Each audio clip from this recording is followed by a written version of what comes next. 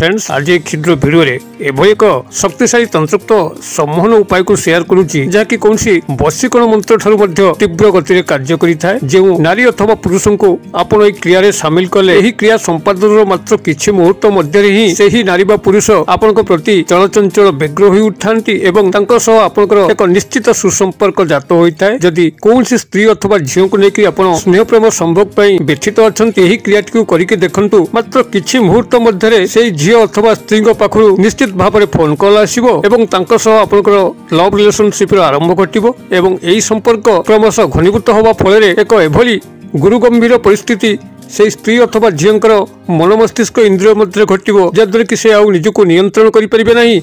आपण पाखरे समर्पित भावे संभोग क्रियार अयम आरंभ घटिबो एवं ए समस्त ही तांको तरफरु संगठित होबो। आपन को एथिपई कोनसी मुख खुलिया पे पड़िबो नाही। तबे एही चमत्कार तंत्रोक्त सम्मोहन उपाय कौन मंत्रोक्त प्रयोग नहीं किंबा पूजा पाठर आयोजन नहीं। एक सूक्ष्म सरल भित्तिरे आपण माने क्रियाटी को अत्यंत सुंदर भाव निभे पारिबे जदि आपण माने वीडियोटी को ध्यान सहकार देखिले। अन्यथा जदि वीडियोटी को आपण माने स्किप करिक देखंती किंबा वीडियो चलुतला बेले अन्यमनस्क होई देखंती तो आपण को वीडियोटी को 2-3 थर देखिया पे पड़ी पारे।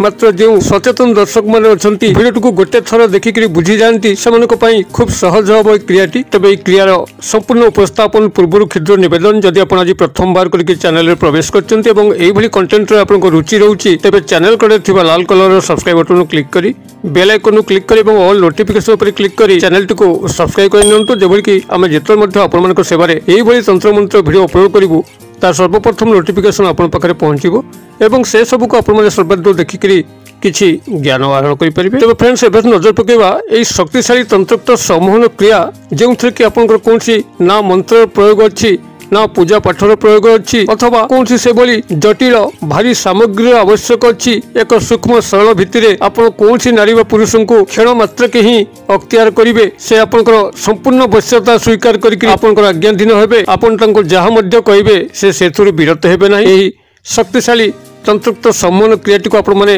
गोटे थर प्रथम करी भल भाव में बुझंतु जेतले वीडियोटी चलीची आदौ गोटे सेकेंड पे मध्य अन्यमनस्क होंतु नहीं किंबा स्किप करंतु नहीं जद्वारा कि ए ज्ञान आपण पाखरे अधूरा रहिबो नहीं। संपूर्ण भाव में बुझी सारला परे प्रयोग करंतु देखिबे गोटे थरे ही आपण सफल हेबे 2 बार प्रयोगर आवश्यक नहीं। तबे क्रियाटी को संपूर्ण भाव में सफलता सह संपादन करिया पे हेले मात्र आपण को गोटे साधा कागज एवं गोटे लाल मार्कर पेन आवश्यक अच्छी जहाँकि आप खूब सहज संग्रह करें। तेबे साधा कागज टी को आपण माने संग्रह कर सारा परे एवं यही नक्शाटी को प्रस्तुत कर सारा परे ताको भांगिकरी आपनकर तकिया तले ही रखिदबार अच्छी एवं संपृक्त नारी व पुरुष जहाँ को आप वशीकरण क्रिया सामिल कले तांकर स्मरणार्थे रात्र जापन करने अच्छी। मात्र गोटे राति ही आपको तकिया तले रखापी पड़ो।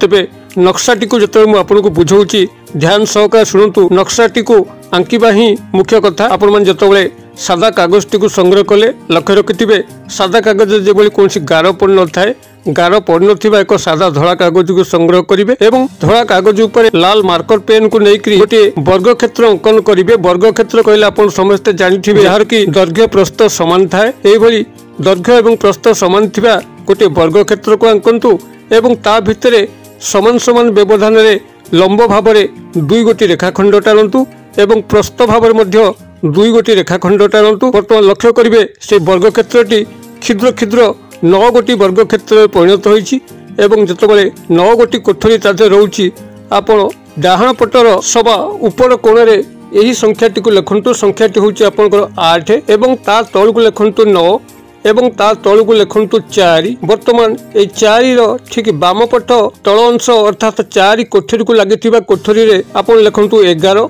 ता ऊपर को लिखंतु 7 एवं ता ऊपर को लिखंतु 3। बर्तमान 3 रो सभा ऊपर अर्थात 3 को लागिथिबा प्रथम धाड़ी प्रथम अंकटी रहिबो 10 ता तळ को लिखंतु 5 एवं ता तळ को लिखंतु 6। आपण को जेउ जेउ संख्या जेउ स्थान रे कहली एवं जेउ क्रम रे कहली से क्रमटी को ही बजाय रखिबे से संख्या बजाय रखिबे जद्वारा कि ए नक्शा आंकिबार जो सठिक फॉर्मूला ता कार्यकारी हेबो। आपण कोठरटी को आंकी सारला परे आपण जो बॉक्स टी हला से बॉक्स ऊपर ए 3 गोटी संख्या को लिखंतु।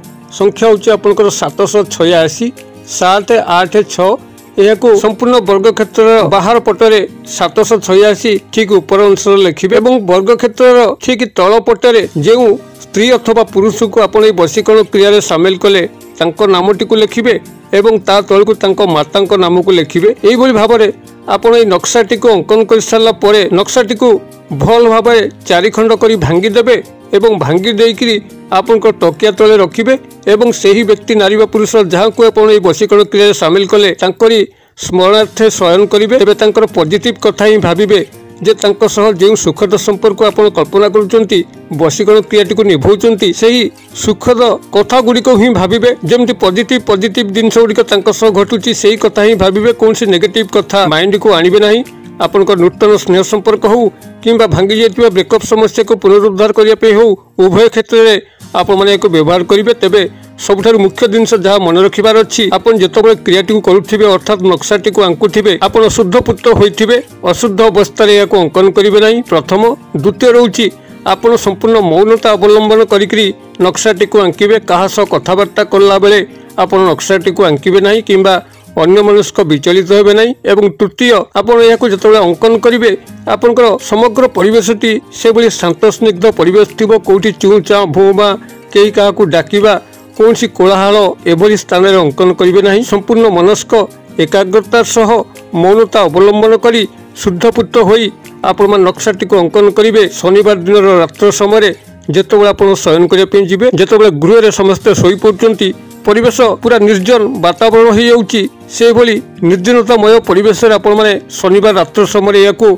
लाल मार्कर पेन सहायता गोटे सादा धड़ा कागज उपर अंकन करंतु एवं ताकू 4 खंड करी भांगिकी आपण याकू निजर तकिया तले गोटे राति पे रखंतु एवं जेतबेले आपनकर रात्र पाई जाउची एही कागज खंडी को बाहर करके कोनसी प्रवाहित नदी जल किंबा नाल जलधारा प्रवाहित करंतु।